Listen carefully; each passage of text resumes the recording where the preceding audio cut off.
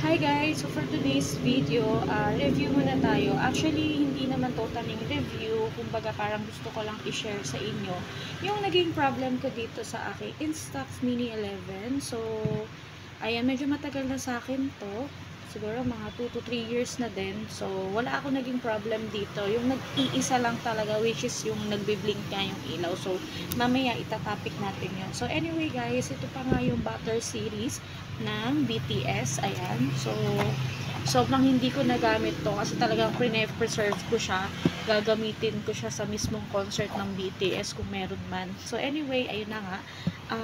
Itong camera ko na to, wala tong naging problema. Kahit anong problema. Like, nasira ganito, bumagsak. Talagang ingat na ingat ko to. Except one thing talaga na yung nagbiblink na ilaw, ayaw niyang mag-capture. So, kahit bilhan ko nung bagong battery like Everready or kahit anong brand, basta kahit bagong battery, binilhan ko na siya, ayaw niya talagang gumana at blink siya ng blink dito.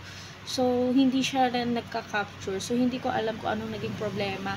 Pero, syempre, anak tayo ng YouTube. Sa sistema natin ngayon, puro tayo YouTube. So, nabasa ko, pinagdugtong-dugtong ko yung mga nabasa ko sa YouTube na ganito lang pala ang gagawin nun, guys. So, for example, naglagay kayo ng bagong battery, Everready or kung ano mang brand ng battery, at pagka-press nyo ng ganito at tong ilaw na to ay continuous pa rin nagbiblink at kahit anong capture nyo dito ayaw gumana. Isa lang pala ibig sabihin nun, guys, yung battery pala niya. So, kahit bagong battery ang bilhin nyo, pero hindi siya yung branded na battery or yung pang dito, ay hindi talaga siya gagana. Kahit sabihin yung bago, hindi talaga siya gagana, guys. So, personally, ginawa ko yun.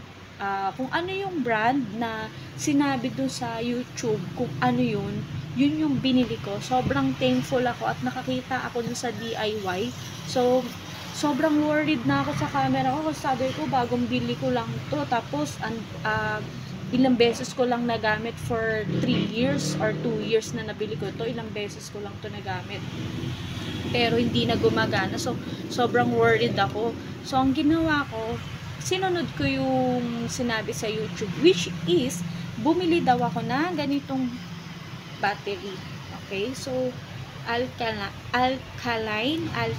So, any brand. So, may isa pang brand nito, which is, mura lang din naman. Ito is nabili ko sa DIY. So, kahit anong brand, Maxell, or yung isang brand na made in Japan, okay lang kahit ano doon, basta alkaline. Ito lang yung hahanapin nyo, guys. Alkaline na battery. So, syempre, double A. So, guys, sobrang thankful ako kasi talagang yung binalitan ko yung battery niya, ayan, so, alkaline parehas, Maxell brand.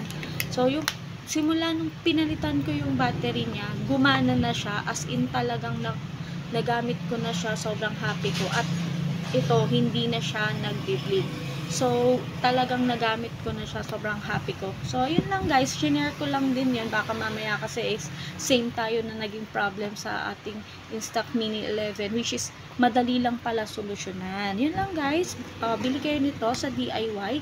Ito ang bili ko dito is sa around 55.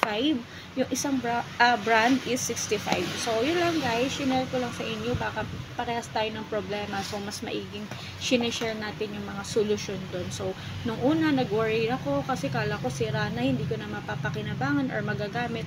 Hindi pala. So, talagang magagamit ko pa pala. So, ayun lang guys, share ko lang. Thanks for watching!